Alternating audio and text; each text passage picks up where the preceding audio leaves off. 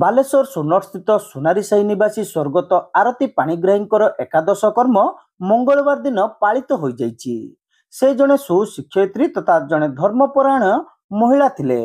ଗତ ଫେବୃଆରୀ 21 ତାରିଖ ରାତିରେ ସେ ଅସୁସ୍ଥ ହୋଇପଡ଼ିବାରୁ ତାଙ୍କୁ ଜିଲ୍ଲା ମୁଖ୍ୟ ଚିକିତ୍ସାଳୟରେ ଭର୍ତ୍ତି କରାଯାଇଥିଲା। 22 ତାରିଖ ଦିନ ମଧ୍ୟାହ୍ନ ସମୟରେ ହୃଦଘାତ ଯୋଗୁଁ ତାଙ୍କର ମୃତ୍ୟୁ ହୋଇଯାଇଥିଲା। ପୁରୀ ସ୍ୱର୍ଗଦ୍ୱାରରେ ତାଙ୍କର ଶେଷକୃତ୍ୟ ସମ୍ପନ୍ନ ହୋଇଥିଲା। ସେ ସୁନ୍ଦରୀସ୍ଥିତ ଶ୍ରୀଜଗନ୍ନାଥ ପବ୍ଲିକ ସ୍କୁଲରେ ଶିକ୍ଷକତା କରୁଥିବା ବେଳେ ଛାତ୍ରବତ୍ସଳ ଭାବେ ପରିଚିତ ଥିଲେ। ଏକାଦଶ କର୍ମରେ ବହୁ ମାନ୍ୟଗଣ୍ୟ ବ୍ୟକ୍ତି, ଛାତ୍ରଛାତ୍ରୀ, ଗ୍ରାମବାସୀଙ୍କ ସମେତ ପରିବାରବର୍ଗ ସ୍ୱର୍ଗତ ଆରତୀ ପାଣିଗ୍ରାହୀଙ୍କ ଫଟୋଚିତ୍ରରେ ପୁଷ୍ପମାଲ୍ୟ ଅର୍ପଣ କରିବା ସହିତ ଅମର ଆତ୍ମାର ସଦ୍ଗତି କାମନା କରି ଶ୍ରଦ୍ଧାସୁମନ ଅର୍ପଣ କରିଥିଲେ।